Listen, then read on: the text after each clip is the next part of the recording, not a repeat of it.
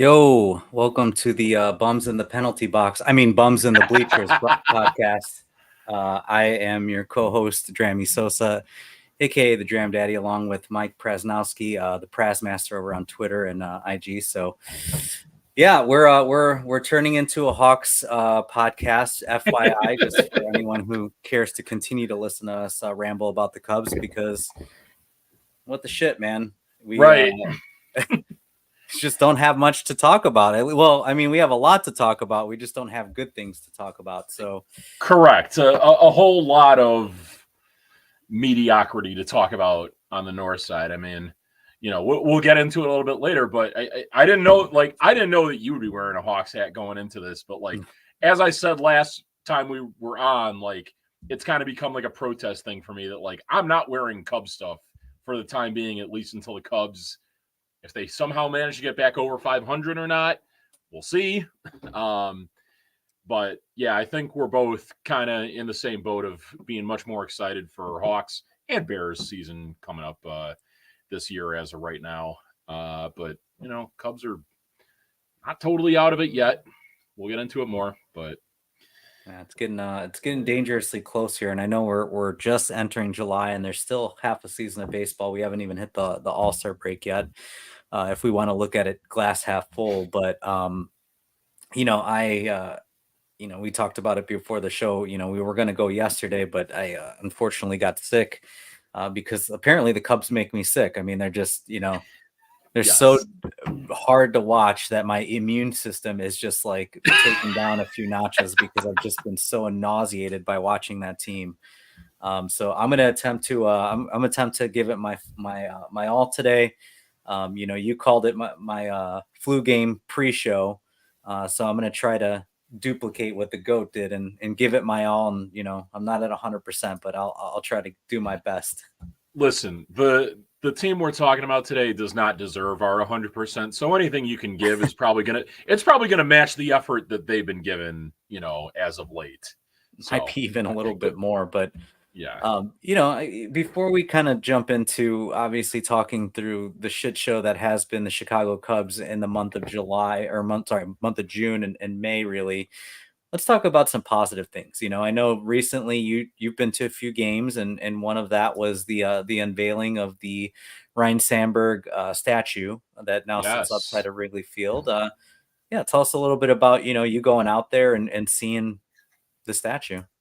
Yeah, that was a fun night. I got to the area maybe about just a few minutes after the entire ceremony started, but as you can see, real packed there in Gallagher Way. I don't know if I forgot to send you a picture. It was pretty cool that some of the Cubs players actually wound up coming out on the perch and watching the entire ceremony too, and I thought that was actually pretty cool in spite of what they would go on to later that night.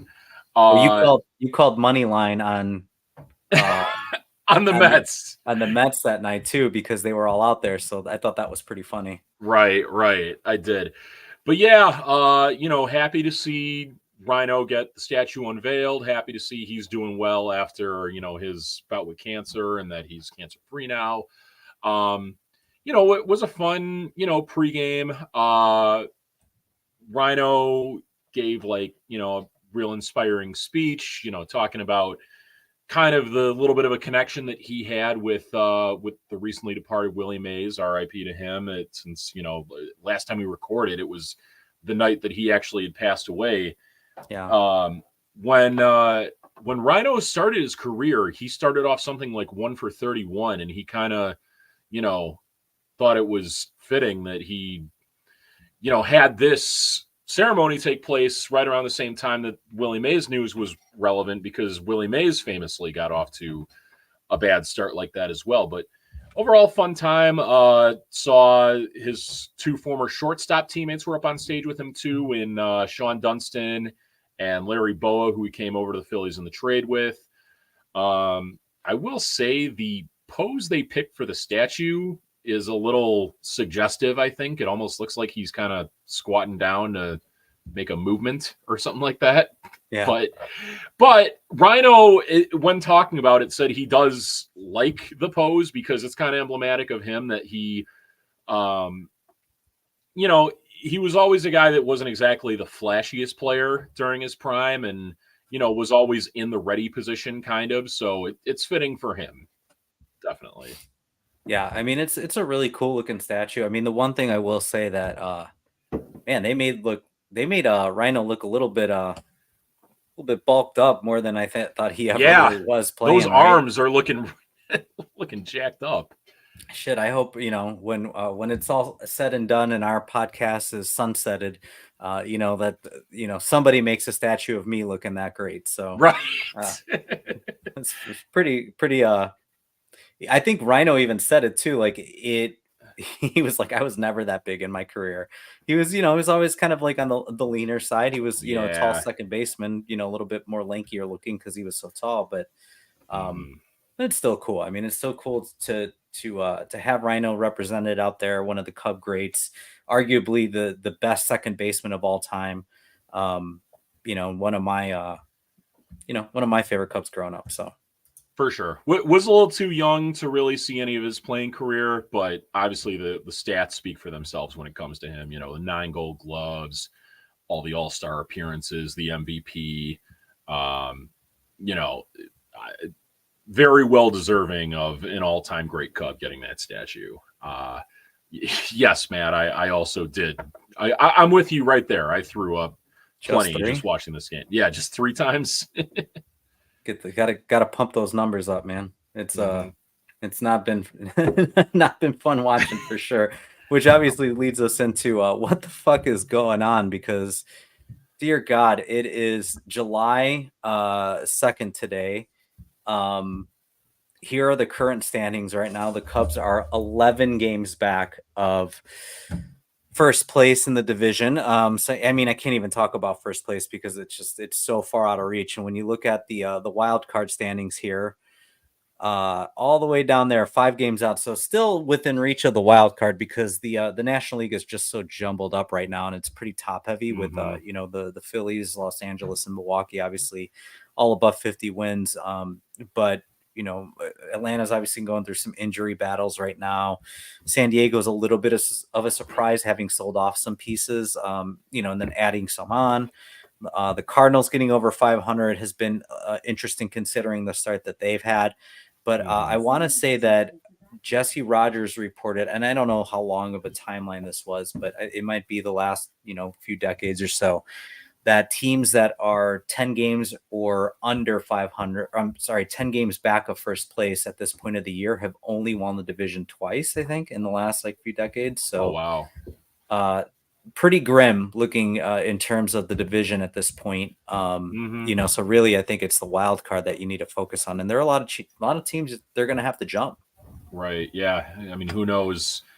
You're right. You're hovering right over the Mets, who just have the magic of grimace that they're running on right now, that they just seem completely unbeatable at this point after looking completely dead when the Cubs had played them earlier in the season. But that, like you said, you got a lot of teams in here that really aren't anything special. And you would like to think the Cubs could be better than them.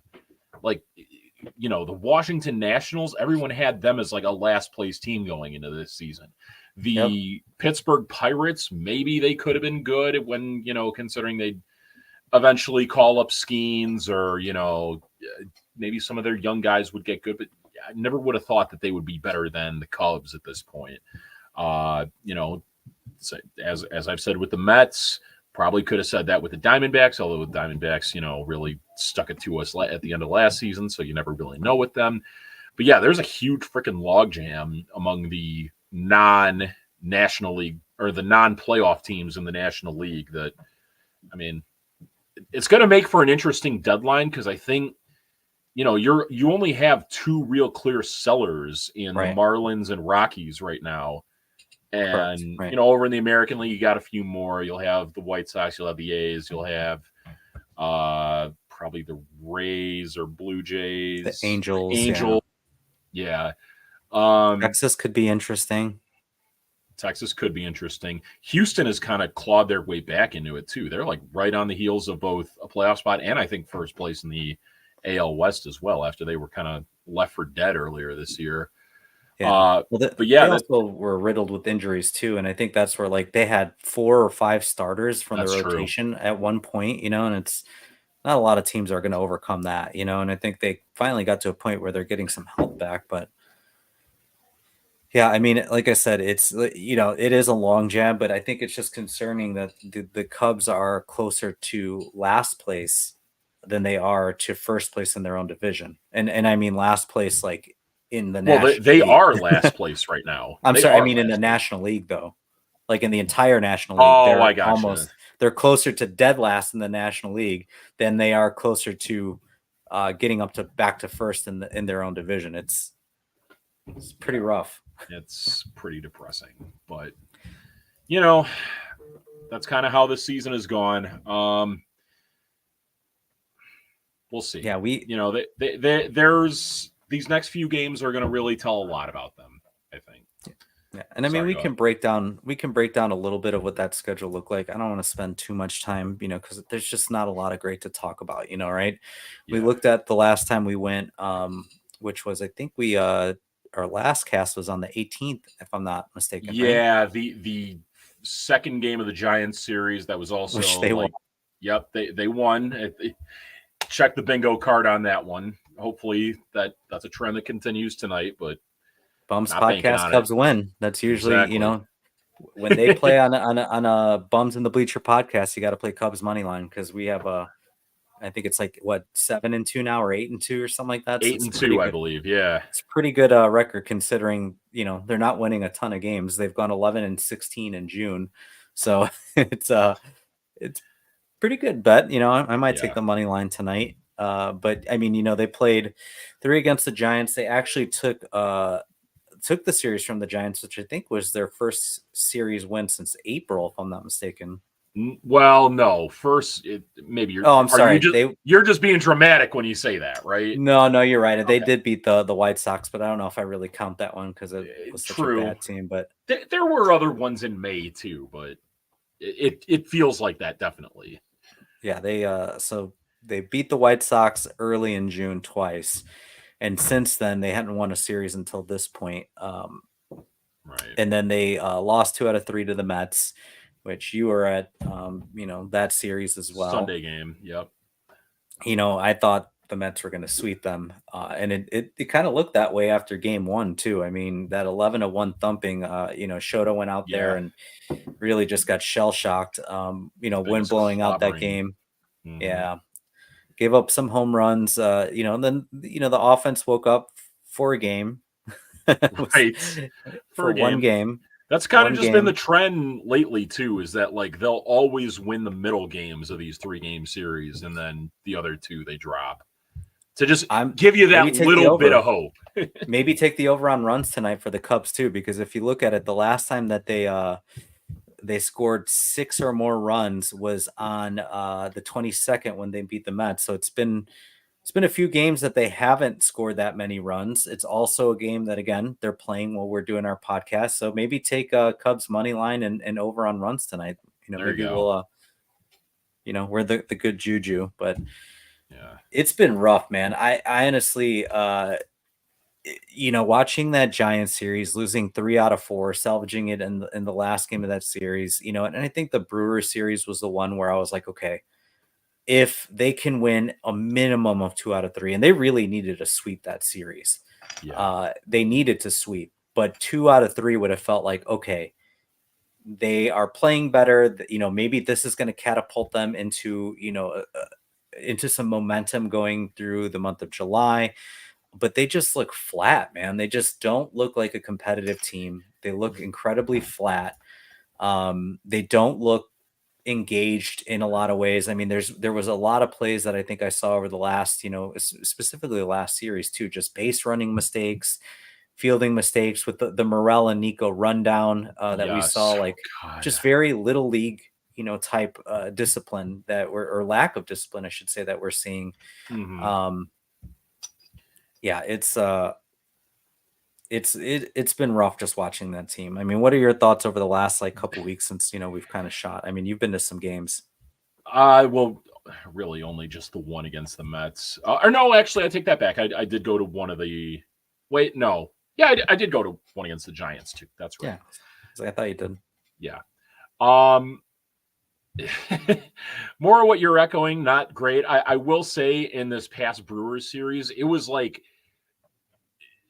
this past Brewers series feels like I saw the entire like history of the Cubs playing the Brewers ever since like 2018 at the point when the Brewers had like passed up the Cubs and like didn't really look back to that point because this entire weekend I'm pretty sure if you just looked at like the earned run differential of the series, the Cubs probably outscored the Brewers more.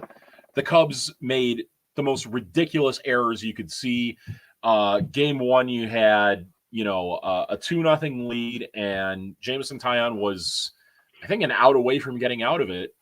And then a catcher's interference allows them to get two guys on, and then they don't get a guy out on a rundown. And then it leads to Jackson Chourio hitting a go-ahead grand slam and them never looking back. Saturday, I thought this was, a sight of, encouragement at least that, again, a little more sloppy play. But after the end of one inning, you saw Justin Steele go back to the dugout and just rip the entire team a new one, screaming and yelling at. I don't know if it was anyone in particular in the Cubs dugout that he was yelling at, but like him yelling "Wake the F up" like was a sign that I think just about every Cubs fan across the country had been wanting to yell at every individual Cubs player to this point. Like, at the very least, I don't know where this season's going, but it at least is encouraging to me that, one guy on the team that you would consider kind of a team leader is as frustrated with all this losing as we are. And I would have thought that, going into the next game would have been that would have been kind of a jolt of energy for them, and it was for exactly one batter with Nico Horner hitting a leadoff home run, and then absolutely nothing the rest of the day. Yeah, that was it. Yeah, and again, more sloppy defense in that one too. Ian Happ dropping an easy fly ball that led to another grand slam. So just sloppy all over the place. So let me ask you this. I think it's pretty interesting. You brought up the Justin Steele thing. You got to see the fire from, Justin Steele, who I think I've talked about it on previous casts, and at least between you and I, that, he reminds me a lot of like John Lester, like the surly lefty that doesn't throw like, particularly hard in the mid 90s, has, obviously some movement, change of speeds, like just a great pitcher, like, can paint the frame, and everything like that. Also works up an incredible lather, the way that John Lester used to. Very shiny. Very shiny guy. So, he reminds me a lot of that, especially with the fire, right? And then maybe that's like that Southern, like, because I think he's Georgia, right? Isn't he from Georgia or something like that? Justin Steele, he is from Mississippi, Lucedale, Mississippi. Yeah. So maybe it's like that surly, like Southern, like lefty, like that attitude. But you're right. He stood up at the top of the dugout, said, "Wake the fuck up" to the team. That was the first time we've seen any kind of fire from anybody in that Cubs clubhouse this year, because we're certainly not seeing it from the manager. So I got a couple questions for you. One, do you think that clubhouses need the fire rah-rah guy?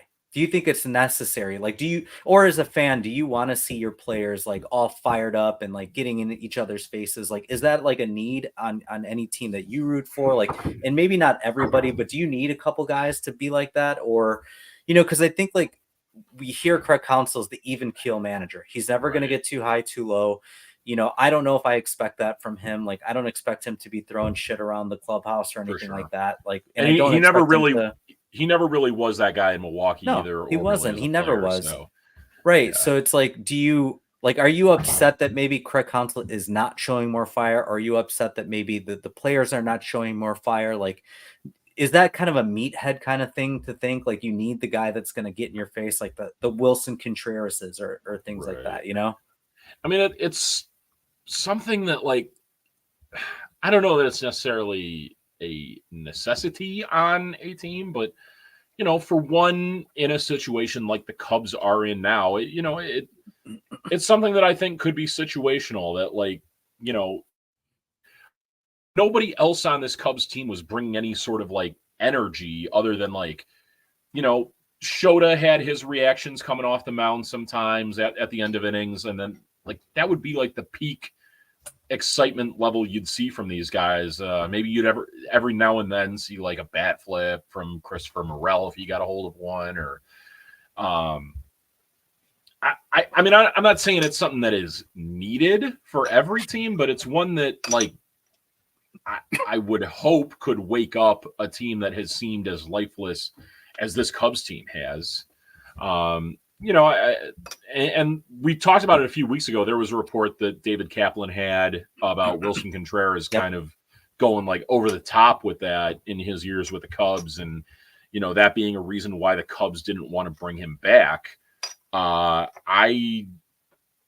will say during those years in particular, they were ones that the Cubs entered with no real expectations.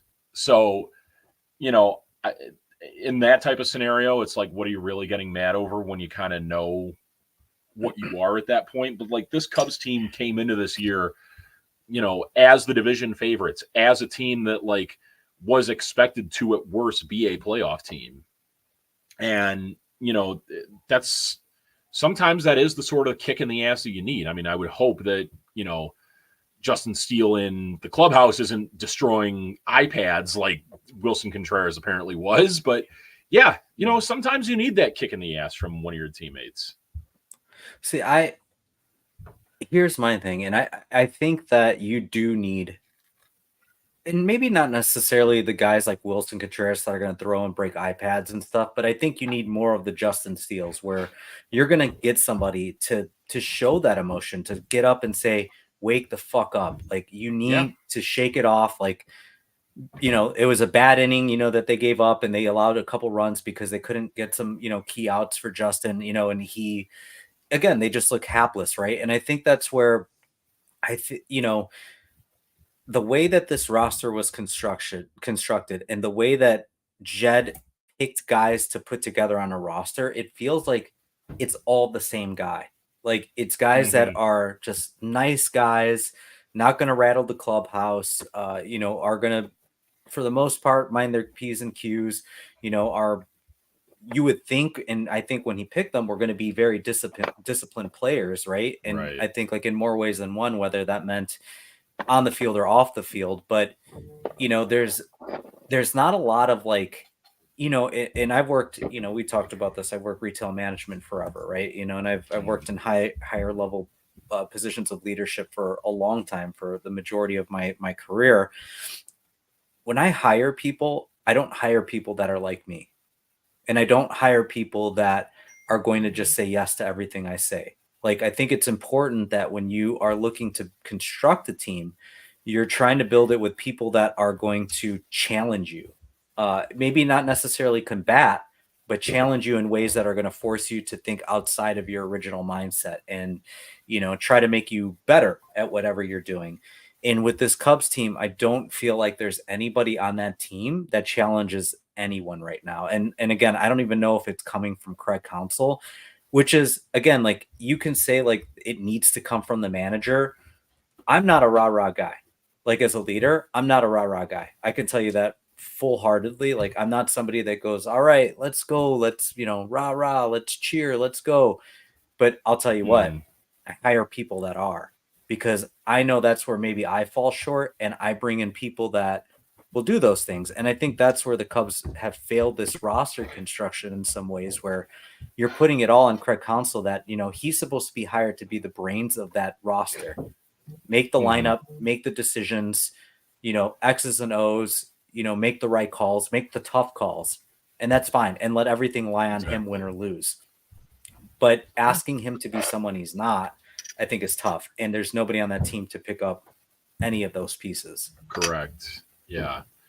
I mean, it's one that I wonder, who was that guy previously? What was it? strictly Wilson Contreras? Was it, like, I guess one similarity that this team kind of has to the previous core is that, like, the guys who you think of as being like the higher energy guys are mostly the pitchers, and maybe that sort of message doesn't ring as loudly or more hollow when it's someone who's not an everyday player like that. But yeah, I mean, it is so many guys on this roster that are just like even keeled. I don't want to say like happy go lucky, but like, like, I guess try to give the perception that they're as like hyper focused as they can be. And, it's a lot easier to believe that when their play on the field doesn't look as sloppy as it has lately, especially in the field. Like we went into the season, and I think even as even as like not as optimistic as I was going into this year, I think you and I could both agree that like the defense of this team was going to be a strength of it. That like we saw like them still continuing to have like the best defensive middle infield in baseball with Horner and Swanson. You still had, when they re-signed Cody Bellinger, you get his glove back in there, and it's just been ridiculous. Like, I want to say they have the most unearned runs allowed of any team in baseball this year. And on top of that too, like it's been crazy with the catchers too. Another catcher's interference from Miguel Amaya in the Brewers series as well. It's very undisciplined, sloppy play, in my opinion. Yeah, which, it leads me to the question, we talked about Craig Counsell at length, in the offseason. It's the guy that we both wanted. We thought was a pipe dream until they actually pried him away from Milwaukee. But, as we talk through like all these miscues and, the team was constructed and the philosophy was to build on pitching and defense. And we really haven't seen, we've seen the starting pitching being good. The bullpen has been garbage. The defense has not been good.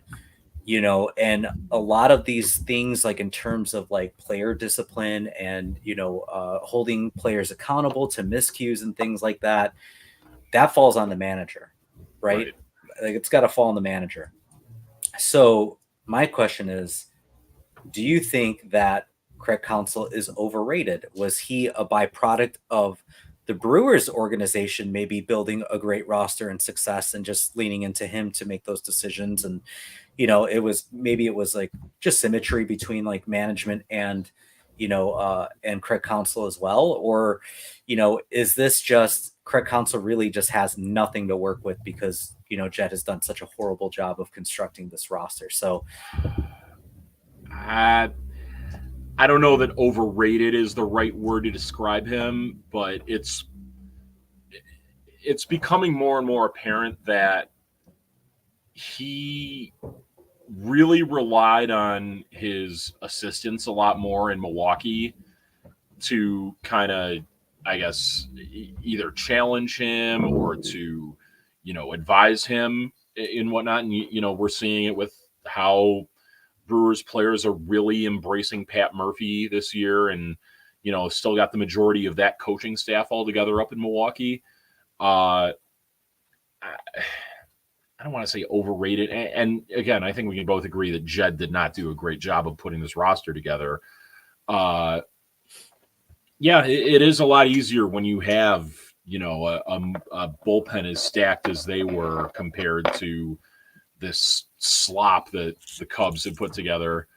I like it's weird because like a lot of his bad moves had come from like him. It's come as a result of him like doing something that like was questionable. Because like when we talked about this, I think last week, it was right around the time that Mike Tauchman went on the injured list.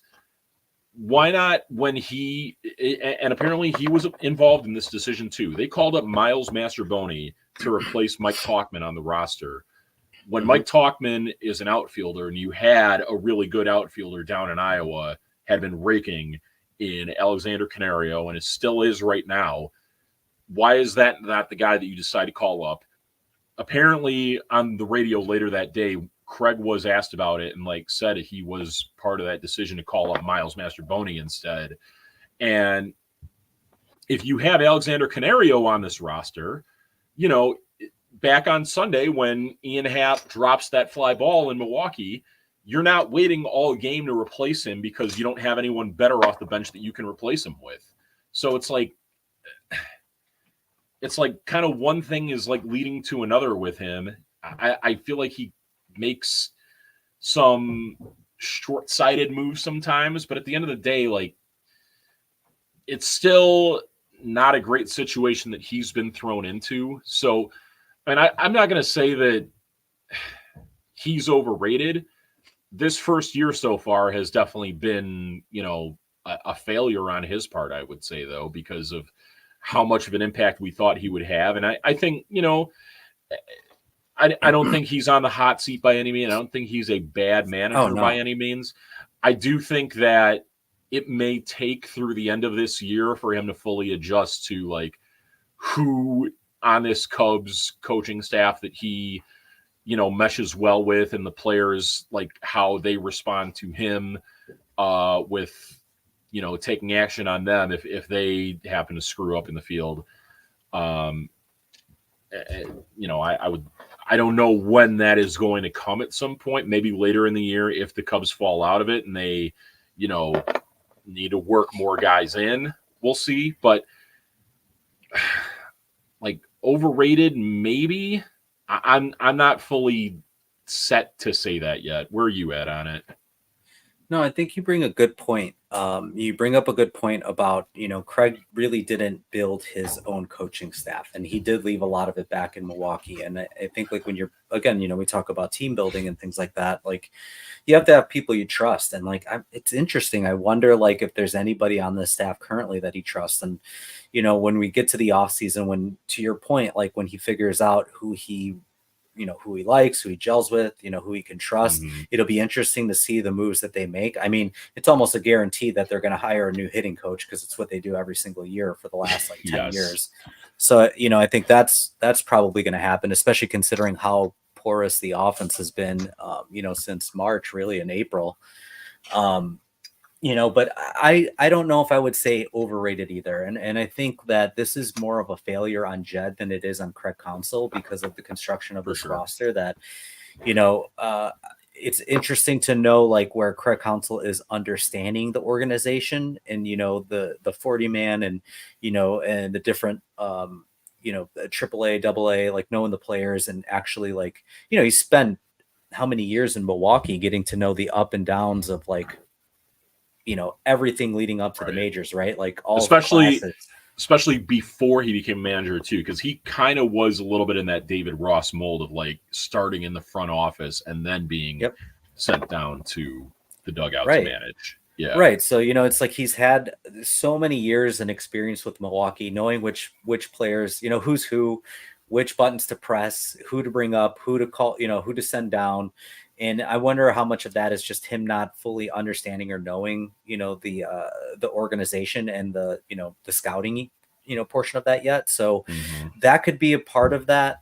And again, I think just the construction of this roster has just been an epic failure on Jet's part more than it is Counsell, because I do think that there are limits to what Craig can do. Like, obviously we know bullpen, there's no winning. You know, like if there was a point I think we talked about last week when he said he was going to keep throwing Neris out there as the closer, and people were throwing themselves up in arms that like, you know, how could you throw this guy out there? He walks guys, he gives up hits, he's blown 2 or 3 saves. How can you keep throwing him out here? And my point was like, who the fuck else are you going to throw out there? Like, there's nobody else. Like, there's literally nobody else that you can throw out there that has at least like somewhat experienced in that besides Neris at that point. Like sure, Mhm. you can try Porter Hodge, which they did.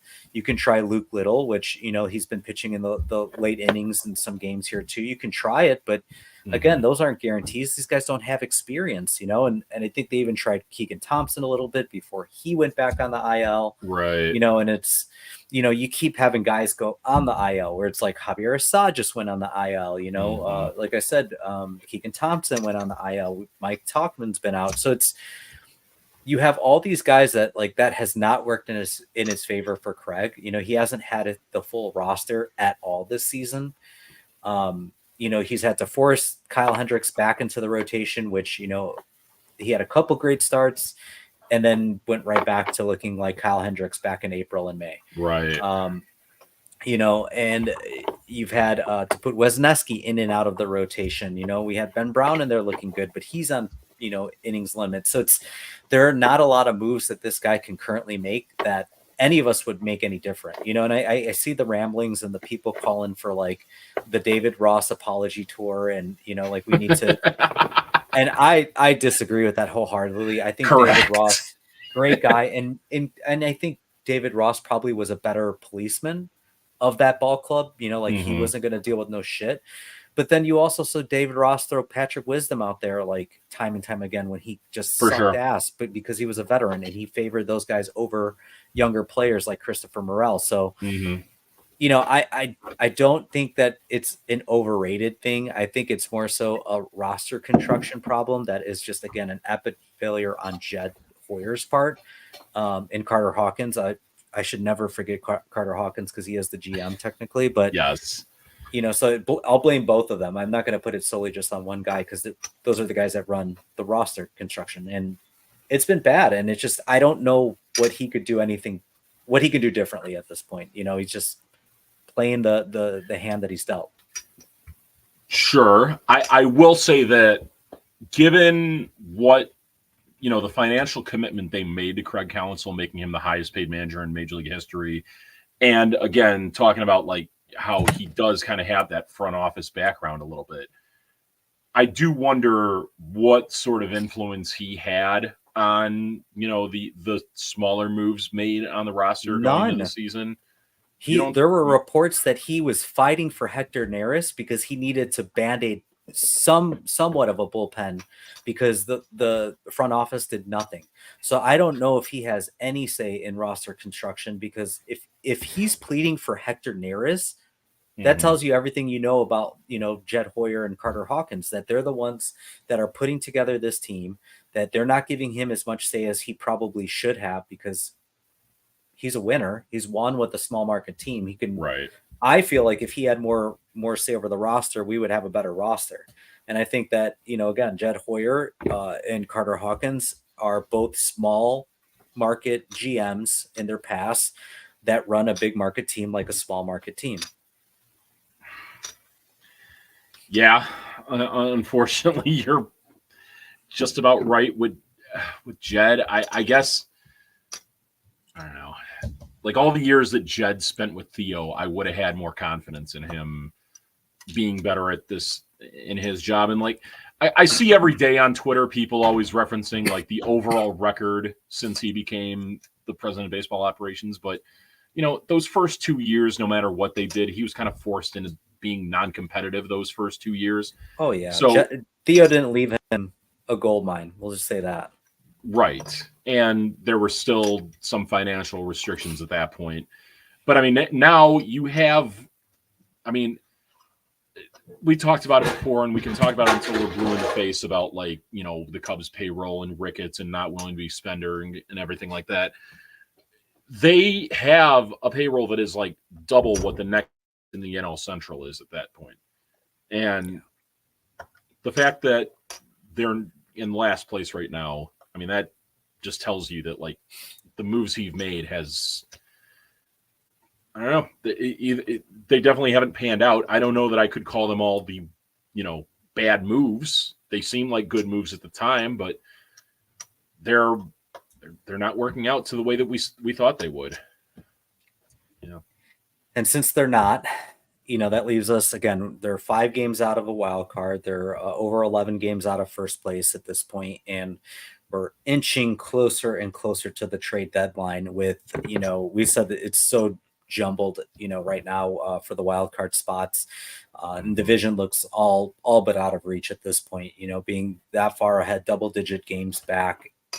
This early in July, I think and especially the way they're playing, they're not really even showing signs of life. So do you think the Cubs are going to be buyers or sellers at the deadline, or maybe a little bit of both? I think it's going to wind up being a little bit of both. And I think that's kind of how it's going to shake out, because as we talked about earlier, all the big logjam in the National League is probably going to create a lot of teams that aren't so much trading from a buying or selling perspective, because there's going to be a limited amount of sellers. It's going to be a heavy sellers market for those sellers, because there are so many teams that won't openly be selling. I could see a scenario where they're trying to trade from a position of surplus with a team that has a surplus in another category that they might need. Right now, when healthy, this team has a pretty damn good collection of outfielders, I would say. Some of them have underperformed this year in the cases of Cody Bellinger and Seiya Suzuki. But, I've talked about it, Alexander Canario in just about any other organization would probably be on the major league roster here. So you have a way to deal from a position of strength. If Mike Tauchman is back by the time that, the trade deadline comes around, I could see him being a guy that gets shipped off to another team for possibly a reliever, possibly a new catcher, possibly a defensive replacement at third base for Christopher Morel late in games. I don't know that they're necessarily going to commit to one way or the other. I talked with a buddy of mine about this yesterday, that they're probably going to have a trade deadline similar to the offseason that the Padres had, where the Padres, they ship off Juan Soto to the Yankees, but then, right around the start of spring training, trade for Dylan Cease. So, and I don't know that there's nobody of that quality on the Cubs roster right now, but I could see similar moves to that being made. I don't know if they're going to be either, to be honest. I think they're in a position where they're probably going to have to stand pat, because, I don't think it makes sense to be buyers this year. And I think, quite honestly, Jet probably didn't even want to be buyers last year. But felt his hand because it took Dansby Swanson to influence him to get to that point. Yeah. So. Right. And you had a couple guys on the team, they said Dansby, Ian Happ, went to the front office, don't trade Bellinger. Let us work this out. Let us fight for a playoff spot, and really kind of force his hand not to sell. And, also, buy a little bit. You didn't really buy a lot, because the big move was Candelario and Jose Cuas, who's not even on the team anymore. Both of them are not on the team anymore. So I don't fun with him, Toronto.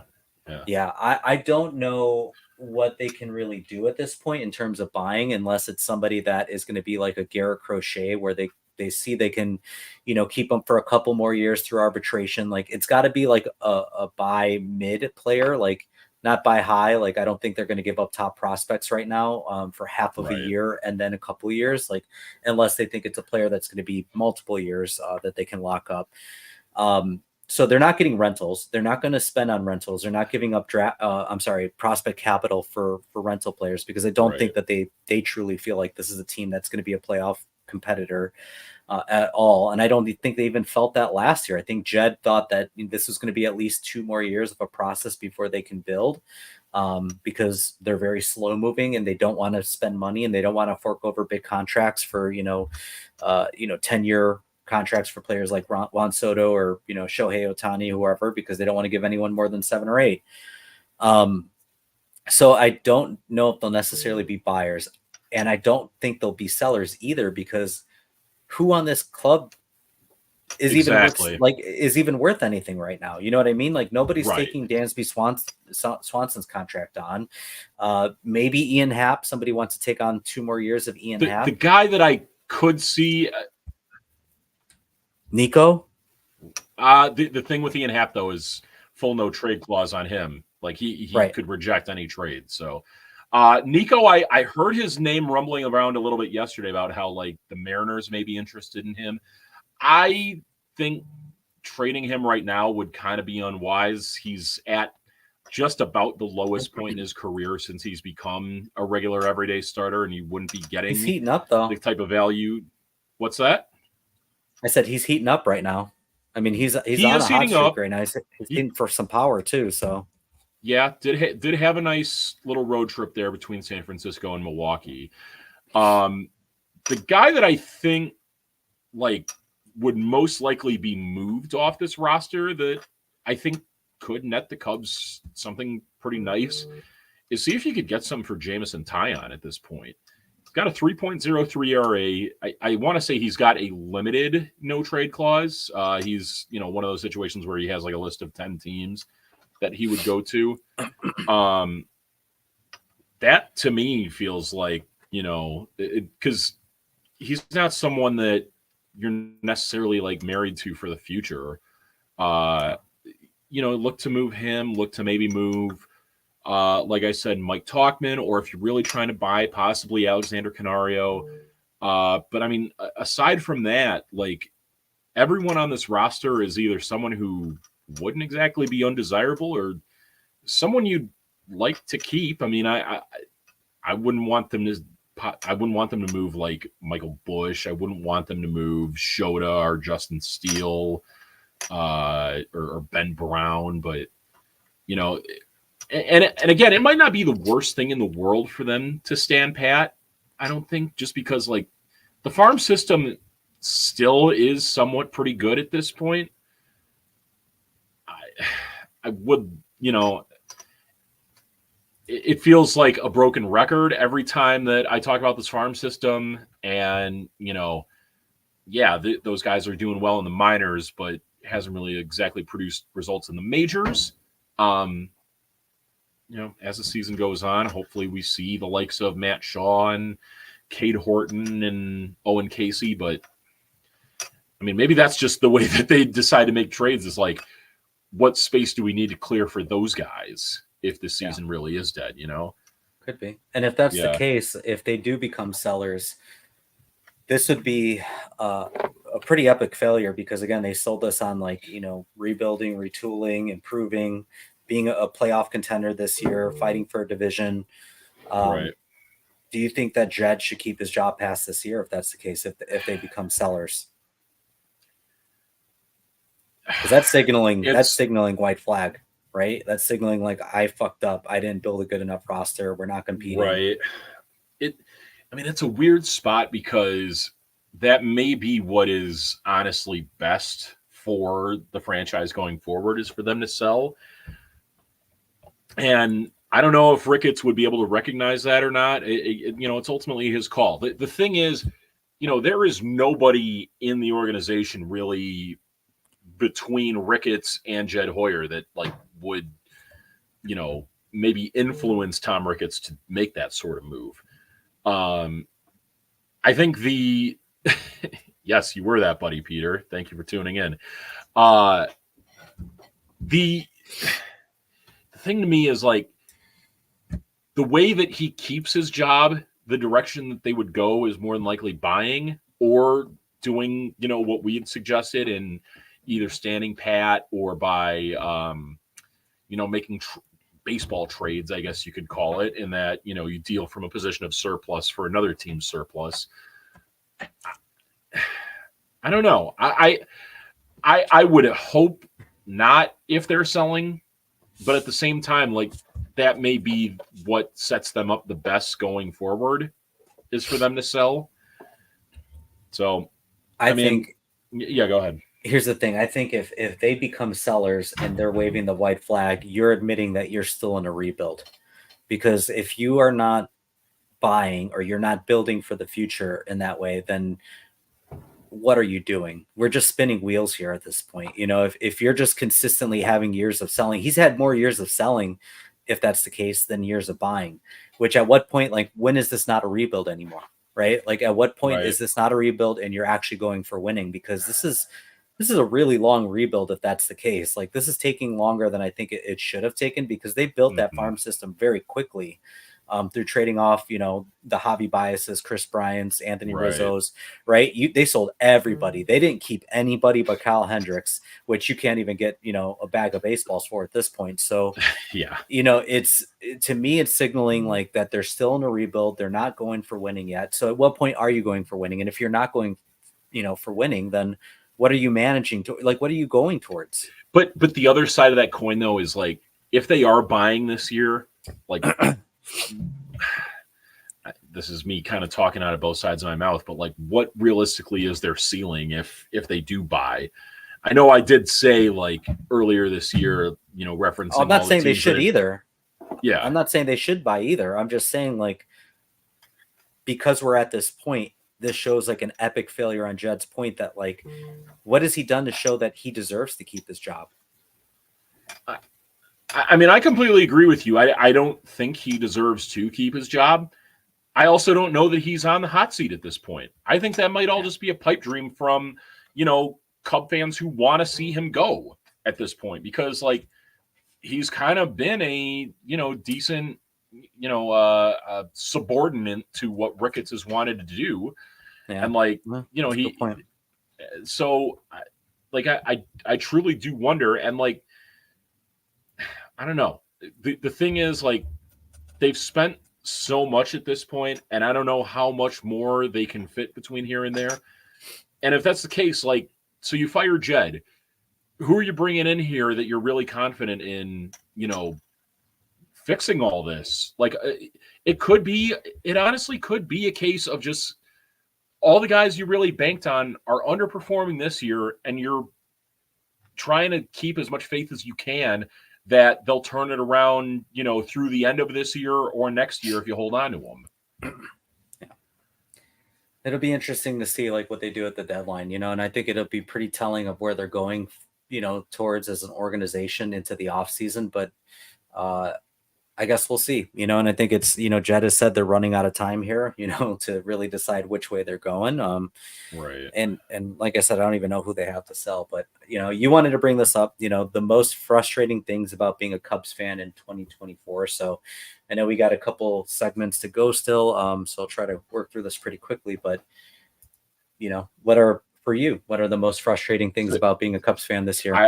I did a top five. I'll run through Okay. them and give a little description. So I would say number five for me right now is that all the early season struggles you saw, especially with the bullpen, like, those problems are still in existence right now, and there hasn't Hmm. really been a true answer for that, other than, you know, a few moves here and there and getting Tyson DFA Miller from the guys. Mariners. Yeah, DFA guys, exactly. Well, but also, you know, Porter Hodge has been pretty good since they called him up, but, like, you know, that hasn't really made any sort of dent in their bullpen at all.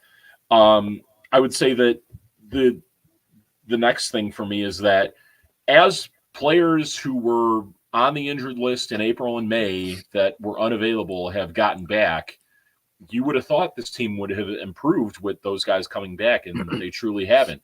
Since Justin Steele returned from the injured list in that Padres start, this team is 18-32 over that 50-game stretch. Jeez. Yeah. Sorry if I'm stepping on you at all with. No, keep going. Do you have Keep any? going. Okay, Yeah. I'll just go right through it then. The number three reason for me, and this is something that has nothing really to do with the team on the field, but both on the radio broadcast and on the TV broadcast, there are unlistenable and just unwatchable aspects of both of those, in my opinion. Whether it's Zach Zaidman taking over for Pat Hughes in the fifth inning He's of every awful. game. Yeah, him and all his cackles too, whenever, you know, Pat Yeah. Hughes tells like the lightest, hardest of dad jokes or whatever on the air. Uh-huh.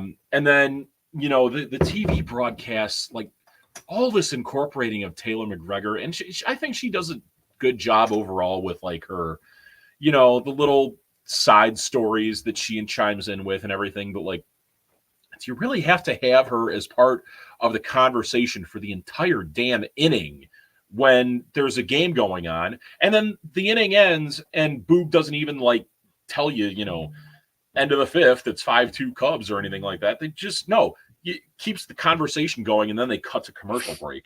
To me, it's become kind of annoying.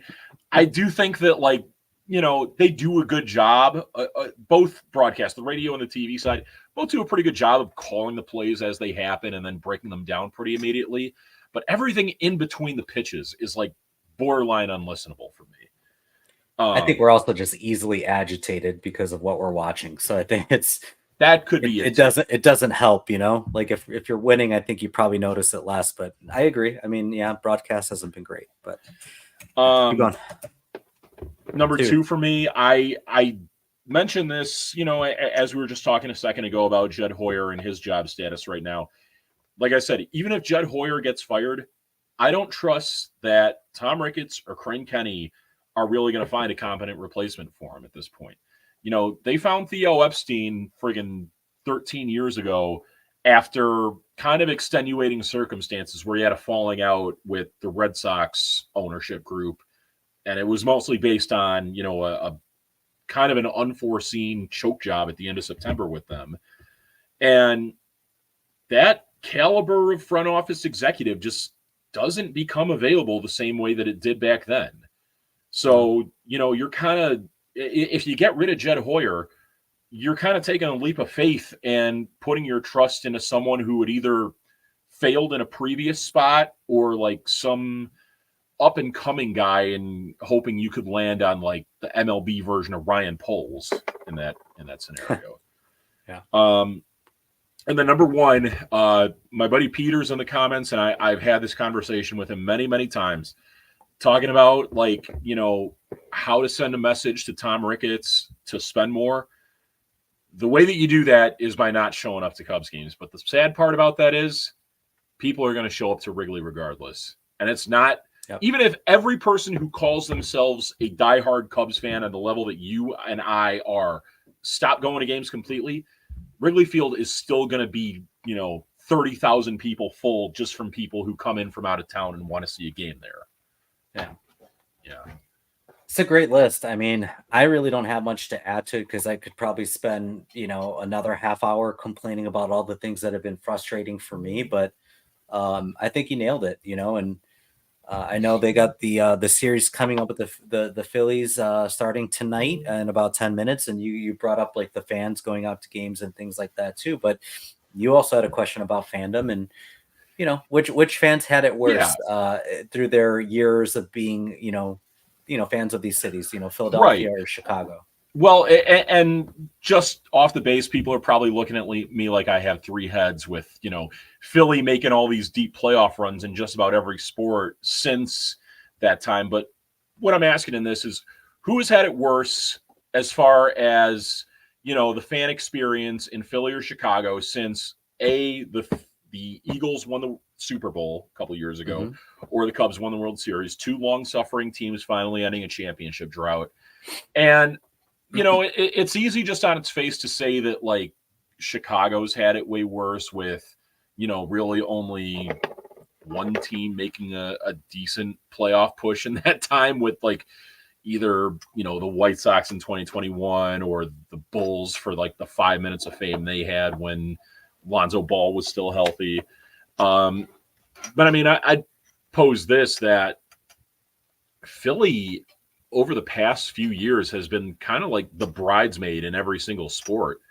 Like they were the Super Bowl loser a few years ago against the Kansas City Chiefs in a game when they had a 10-point lead. Lost the World Series to the Astros when they had a 2-1 lead in that series in 2021. You know, losing on to that Raptors team with oh God, who's the guy on the Clippers now that I'm not thinking of? Kawhi Leonard hitting that big three against them. Like, it's just been like heartbreak after heartbreak after heartbreak with Philly, while Chicago has mostly just kind of been like, you know, if they make it to the playoffs with most of our teams, it's a quick exit. So, like, I guess for me, like, what scenario is worse, to be the team that is like always the bridesmaid, like Philly has been, or to be the team that, like, you know, doesn't give you really any hope whatsoever as it's been here? That's tough because I think, like, you know, it's easy to say, like, we'd rather be the bridesmaid because we're always in the wedding, you know, Right. instead of like not getting the invite or getting lost in the mail, or, you know, you Yeah. know, you just whatever, right? So maybe it's easier to say it because we haven't experienced it, but I mean, I don't know. It's tough to say because, you know, we haven't had a lot of playoff success Right. from any of our teams. Like, we haven't seen a lot of it, you know, recently. But And I will say this: go ahead. I think Philly fans always have it worse because they still have to live in Philly and deal with each other. They have to deal with each other because they are some of the worst sports fans in all of sports. Oh, So you man. still have to live. You have to sit Eh, next to the guy that is a piece of shit fan, right? Like, I they throw snowballs at Santa Claus. Yes. You know what I mean? Like, Snowballs at Santa Claus, the that batteries is at the Phillies game. Yeah. that is a fan base that I just, like, don't ever want to be around. They're insufferable. And Mhm. it's like, so not only do you have to witness that from, like, your team, but you have to sit next to people that are like that. So I'm going to say that they probably have it worse than us, because at least us, like, we lose, but we drink in our sorrows and we still have This a is good time true. doing This it, is right? true. So There's one person in the comments right now, I won't say who may be getting a job with a Philadelphia sports team sometime soon. But I don't want to throw them under the bus. But you know, hopefully, hopefully that didn't just ruin my friendship with him. Hearing what you just said about Philly sports fans. I guess the one other thing I would add, maybe to, you know, give a little credence to the Chicago side of things, is that not only has it been just non-activity for the past few years after the Cubs won the World Series, but you look around, you know, the teams that are kind of rivals of Chicago teams have kind of risen up a little bit, in that, like, you had the Milwaukee Bucks win an NBA title, you had the St. Louis Blues win a Stanley Cup, you had, you know, the Milwaukee Brewers go on to, like, become like a perennial division favorite now, after, you know, even after we got Craig Counsell from them, even after, like, going into the season thinking like this was the year the Cubs were finally going to make it back to the playoffs, and here the Brewers are again, just playing with their hair on fire and not looking like they're going to stop anytime soon. And, you know, once again, the Packers find themselves in a situation where they find a rookie quarterback and he's damn near just as good as the last guy was, just like the last guy they had. So, you know, when comparing that situation, you look at Philly and, like, who they're rivals with, like, you know, all the the new Celtics just won. The Celtics just won the did. championship, right? I don't know how big of a rivalry that is, to be honest with you. But I Sixers in know Boston. It's pretty. I would have thought their main rival would be with all the New York teams, but They are for sure. and But yeah. in that scenario, like, no New York team has won a title since, like, the 09 Yankees. Or maybe there was, like, Oh, the New York. Giants. The Giants won the Yeah, Super Bowl, the right? 2011 Giants. Yes, you're right. But still, even including them, that's a long ass time to wait for a championship for a city that has, what, 2 teams in every sport, damn near. Yeah. All right. Well, let's move on to our final segments here. You know, we always do player A, player B. I've got a couple for you, Praz. I have not given these to Mike before the show, so he's seeing these for the very first time. Going in blind. So these are two. I'm going to preface this. They are 2 current players, like, they're active players, Okay. non-retired. Gotcha. But may not necessarily be current years. So okay, that's the little caveat here. So first one is player A. They're batting. This player batted 309, 429, 615, 1.044 OPS, 35 home runs, 84 ribbies, 101 runs scored, 78 extra base hits, 13 out of 16 stolen bases, 100 walks, 134 strikeouts, OPS plus of 179, and a baseball reference WAR of 5.9. Okay. Player B, Batted 316, 436 on base, 708 slug, 1.114. I'm sorry, 1.144 OPS, 31 home runs, 82 RBIs, 65 runs, 55 extra base hits, 5 out of 5 stolen bases, 61 walks, 93 strikeouts, an OPS plus of 217, and a baseball reference WAR of 6. 217, so double what the average is there. So player A, not too shabby for player A as well. Is this like what they did over the course of 162 games, or I can't say. Can't say. Okay. Because this is going to blow your mind once we go through it. Okay. I feel like there may be some kind of trick here that like one of these guys is like a pitcher who hit extremely well, and you're like extrapolating his stats 30 home runs plus. Listen, Carlos Zambrano had that power, man. I think between the two, I mean, better numbers kind of with player B, higher WAR, higher OPS plus. I do like more home runs. What were the extra base hits for? Okay, player A. Yeah, I think I'm going to go player A. I really do like the 100 walks too. And like, strikeouts are still higher on both accounts. So yeah, I think I'm going player A there, more aggressive on the bases. Okay. Yeah. Yep, player A. Start player A, sit player B. So there's an interesting caveat to this, okay? So player A is someone who we will see in the other dugout tonight, is not currently playing because they are on the IL. Okay. This is Bryce Harper's MVP season from 2000 and 2021. 2021. Or no, 2021. That's right. He has 2. I forgot he had 2. Yes. 2021. Okay. So yep. That's the year he won the MVP. Okay. So you picked Bryce Harper. Not bad. Okay. Really great year. Won the MVP with these stats for that year. Okay. Player B is Aaron Judge this year at the halfway point. Oh my God. Okay. Wow. How crazy is that? That like he could finish, like if he finished with those stats, that would probably be a pretty good. Well, maybe not by his standards, MVP but season like, for most Harper. players. Yeah, exactly. That's right on par with what Bryce Harper. Okay, wow, that's amazing. It's unbelievably impressive. Aaron Judge is having an insane year for the Yankees right now. On pace for another 60 home runs, but I mean, just absolutely wild that in 2021, Bryce Harper won the MVP with these stats, and we are July 2nd, and these are Aaron Judge's stats so far.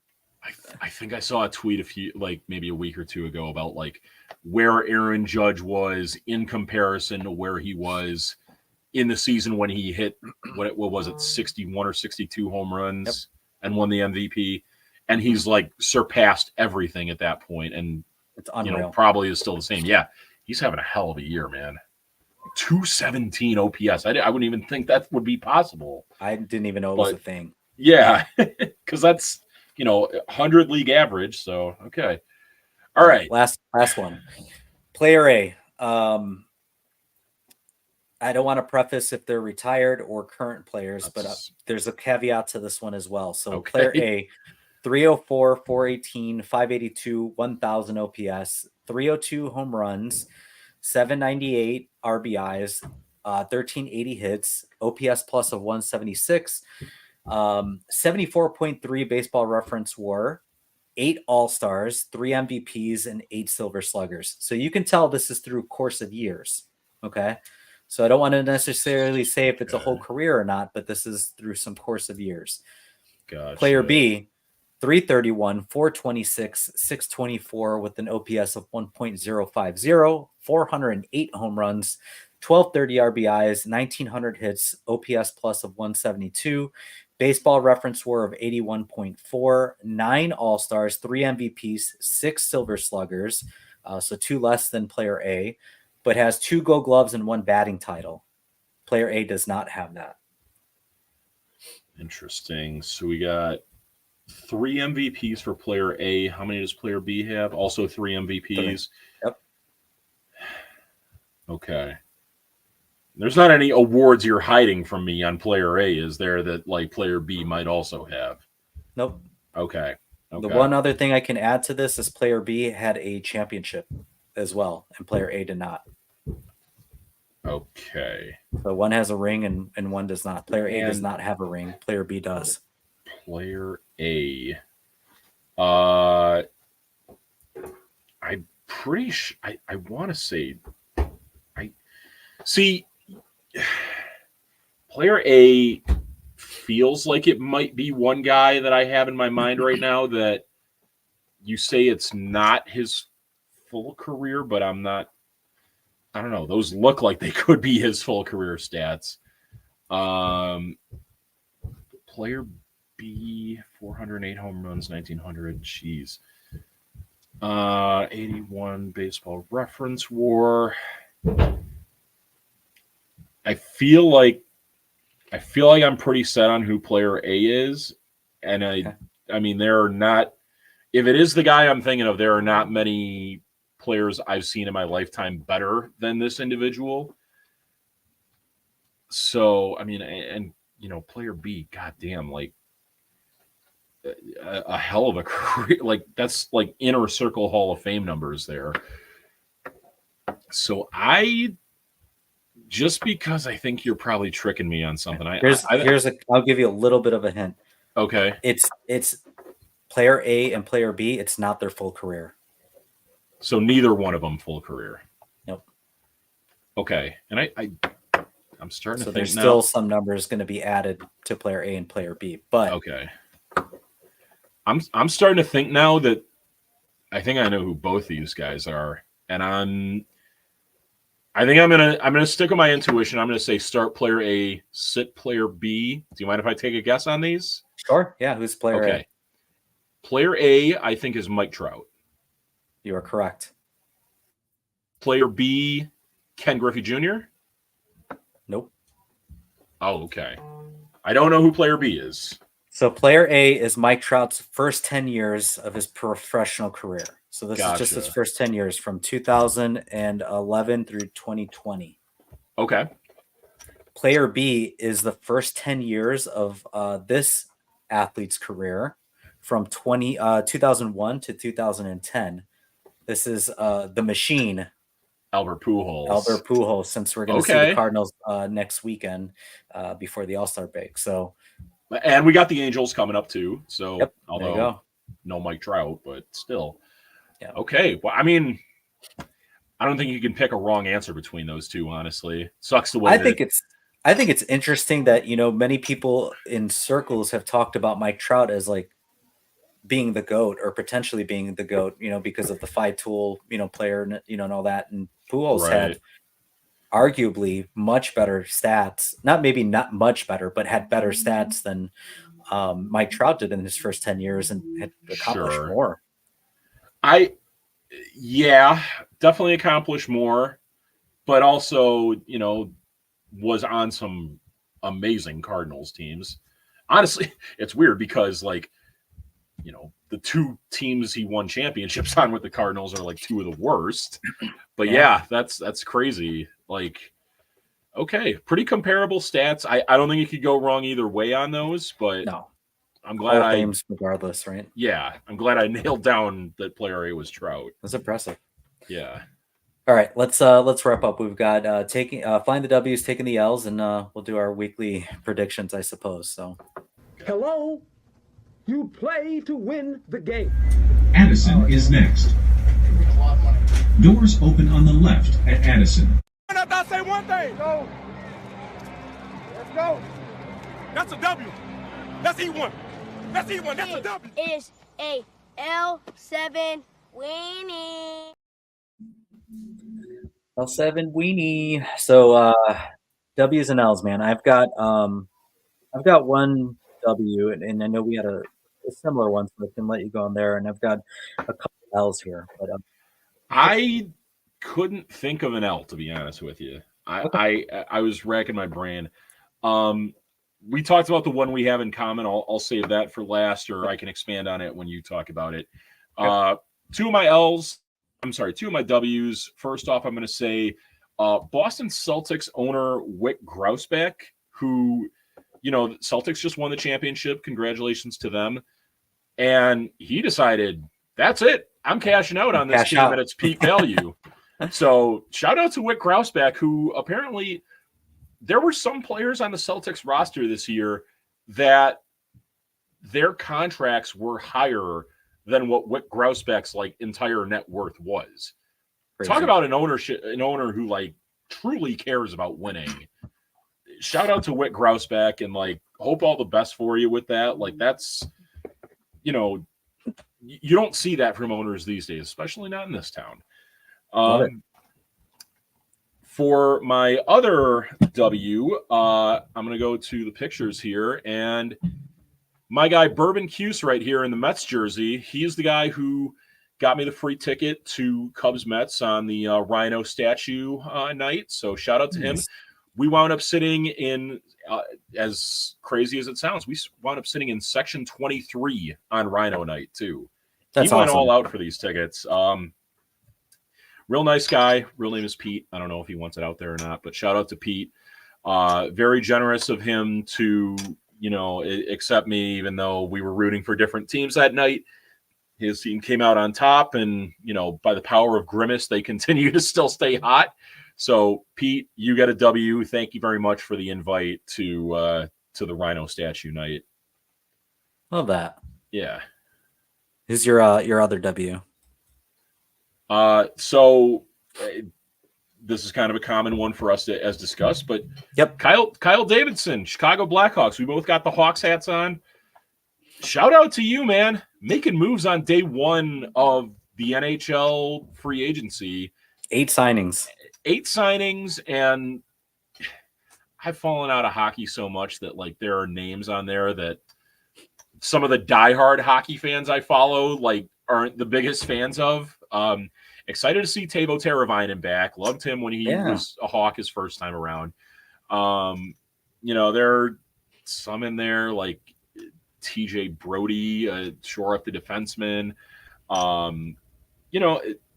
Build around Connor Bedard as much as you can, because absolutely, that's a once in a generation player that you have on your hands, and I think they maybe see how great of a situation in the same town that Caleb Williams is coming into with the Bears, and trying to provide that as much as they can for their own superstar. Yeah, and here's the thing. I don't think they're going to be a playoff team by the moves that they made. But what I do think is that they're pushing, they're doing what the Cubs are not doing, and they're pushing this rebuild forward where they have a superstar player, which the Cubs don't. They have a superstar player that they're trying to build around and actually push them forward in their career. And he signed a bunch of deals that are not going to hamstring them when this core is ready to be owed their money. Absolutely. So they can continue to build. They can continue to draft. They still have all this draft capital. I mean, I loved everything that they did. I'm excited for the season opener, which I go to every year with my buddy Dan. We go. Are you going to be taking the trip out to Utah this year? They start first game in Utah hockey club history will be against the Blackhawks. I doubt it. There's not a lot in Utah that would really. I was going to say you might have some trouble finding some bourbon in Utah. Yeah, just dry, right? But yes. Yeah, so I got that W. So yeah, Blackhawks free agency. I'm gonna go with my L's here. I'm gonna give the L to baseball free agency, mainly because NBA and NHL free agency are pretty much the same day, and it's so exciting to watch these sports where it's just like a plethora of signings all at once, and it's just exciting where it's like you can't keep up with all the news because there's just constantly just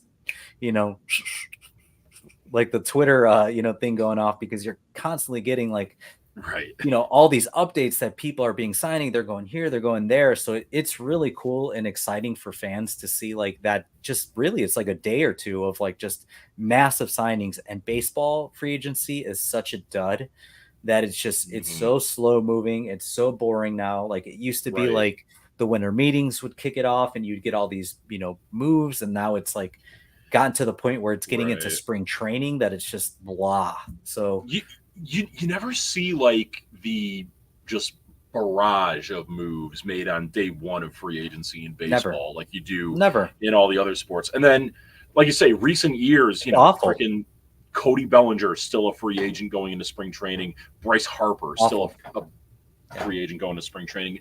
The Cubs had to sign Craig Kimbrell in like May or June and give him like a week or a few weeks of time in Arizona. So like, yeah, it's ridiculous how backwards MLB free agency is compared to all the other sports. Yeah, it's awful. So my L goes to baseball free agency because it's just another highlight of like their failures to create excitement around the sport when they need to. So yeah, maybe I should just give that L to Manfred, but whatever. Right. My other L goes to the Lakers organization, the Los Angeles Lakers, for oh yes, wasting a second round pick and being just absolutely, basically what we need to do is like, hey, Lakers, blink twice if you're in trouble, because they are completely being held captive by LeBron James, who has hijacked that organization, hijacked them, because the JJ Redick signing, the Bronny James pick, I mean, what an embarrassment. It used to be such a proud organization that would bring in these when did like a 39-year-old LeBron James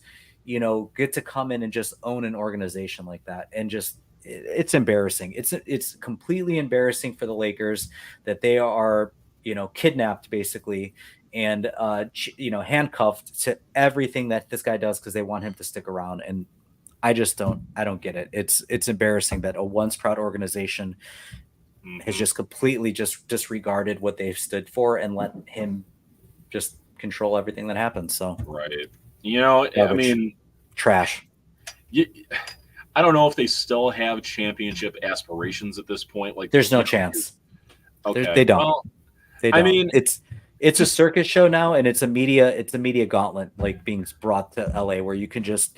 It's all for stories and filling the seats at this point, because you can't tell me that they seriously want to win a championship when they're wasting whatever little draft capital they have to bring in LeBron's son, who averaged less than 5 points a game in college. Yeah, ridiculous. Trash. Absolutely trash. It was a cute story. I wasn't around for it, but back in like the late 80s, early 90s. Cheers, Gordo. Thank you for the tip. We appreciate that. We do appreciate that tip. It was good in the late 90s, or not late 90s, late 80s, early 90s. Jesus, I'm already getting twist up here. When like the Griffeys were teammates together on the Mariners, but that was a team that never was anything to that point, and that was kind of the one organization that sort of thing could happen. That's the thing about basketball is LeBron James is never going to go to the basketball equivalent of what the Mariners were at that time, or he's never going to just wind up on take your pick of just random NBA team that will never has aspirations to win anything. And if it happened on that sort of team and Bronny was there, okay, whatever. But trash. You would like to think the Lakers would be having a little bit of a higher standard than to do that. Exactly. Yeah. All right, let's wrap up because we've gone a little long here, but we've got 3 against the Phillies starting tonight, starting now actually. 3 against the Angels, all at home. Yep. 6 games. 6 games. What do you think? What record? What do you got? Well, it's my job to always be the optimist on this show. And I think that the Cubs right now are getting the Phillies at probably the best possible time they could play them with, with Schwarber on the injured list, with Bryce Harper on the injured list. Yeah. They're somewhat depleted. We won't see Ranger Suarez in this series. We'll see Christopher Sanchez, one of their big starters. Or is he going tonight? Is Christopher Sanchez pitching tonight? Or no, it's a different guy. Christopher Sanchez, I think, pitches the last game of the series. I probably would have been inclined to say the Phillies would sweep the Cubs at full strength. I will give them one game against the Phillies. But then against the Angels this week, I'm treating the Angels like I treated the White Sox in early June.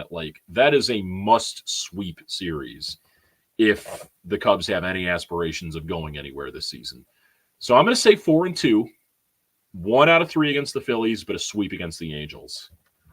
Okay. They've got tonight they're facing Mercado. It's Wheeler tomorrow and Sanchez on Thursday. So I think they get swept by the Phillies, and then I think they even with Shota pitching. Yeah, they're gonna get swept, and then they've got even tonight on a night when we're recording. I have to say that I know I joked about it earlier, saying taking the money line on the Cubs tonight. I don't know if I would really throw any money on the Cubs even with Imanaga going tonight. I think tomorrow, but tomorrow. Yeah, I think they get swept by the Phillies even without Schwarber and Harper, and I think they lose 2 out of 3 to LA. I think the Cubs are just the Angels. I think the Cubs are just that bad right now. I just don't see I don't see a light at the end of the tunnel where they are going to get out of this funk. I don't think it starts this week, and I think if they get swept by the Phillies, I think it's even more like it's going to dig them even deeper into the hole until they get into the All-Star break. So yeah, I'm going to go 1-5. I'm just looking right now. You know what? You may be right, honestly, because the Angels, as bad as they are in June, 15-11. So maybe we're getting them at the exact wrong time. We'll see. Yep. Okay. All right. Well, got to be good cop, bad cop here. Yeah. Thank you for watching the bums in the penalty box. I mean, again, bums in the bleachers. Join us next week if you want to hear us bitch more, because we just predicted they're probably going to go 1-5. So we'll probably be bitching a little bit more next week. But yes, I made it. I'm going to go drink a hot toddy. I'm going to take some NyQuil. I'm going to pass the fuck out. I don't even think I'm going to watch this game, to be honest. You're lucky. I got another podcast to record on this in about 15 minutes. All right. Well, you go do that. Yeah. Appreciate you, buddy. Have Absolutely. Fun. Talk to you next week. Thank you all for tuning in. Thanks for tuning in, everyone.